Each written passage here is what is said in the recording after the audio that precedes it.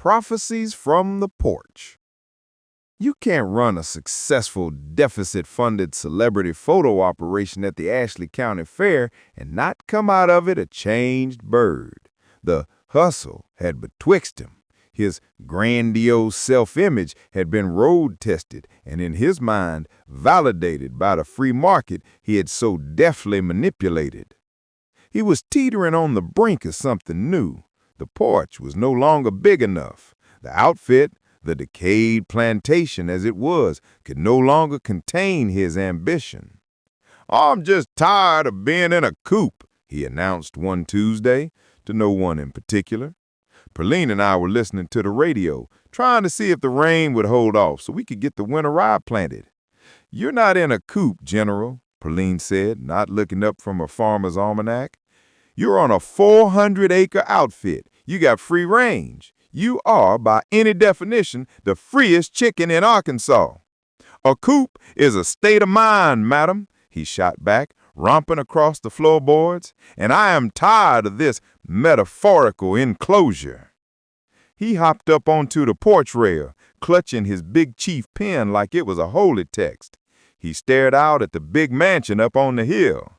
It was the old Weatherby place, abandoned since the 80s, windowless and sinking.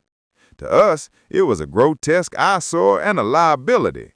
To the general, it was the Bastille. "I'm about to run a coop on a big mansion up on a hill up there," he said, his voice dropping into that Shakespearean hitman register. "I'm running a motherfucking coup on a plantation, bitches.com. Perlene finally looked up. "A coup, General? What you gonna do, peck the termites to death?" This, he felt, was disrespect. "I wear my heart on my sleeve sometimes, get disrespected. This is not a flop, madam. This is a revolution. By my honor, this is a righteous reclamation, a tactical repositioning." He began to pace, his fantasy now romping at full speed. This was not just a whim. This was a prophecy. "The fella," referring to himself in the third person, "is done teetering. He is done clutching. He is ready to seize." This was the Southern Gothic heart of him. His name was Beauregard, the name of a Confederate general. He lived on a decayed plantation. He was, in his own mind, a tragic hero stuck halfway between a Civil War letter and a moonshine-fueled local theater audition. He wasn't planning a home invasion. He was, in his fever dream, refighting a war he didn't understand to win a prize that was worthless.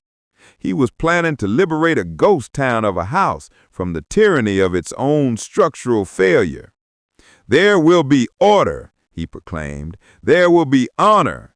There will be a new apex of Rooster existence, and it will be perched upon that widow's walk, betwixt by the glory of its own reflection."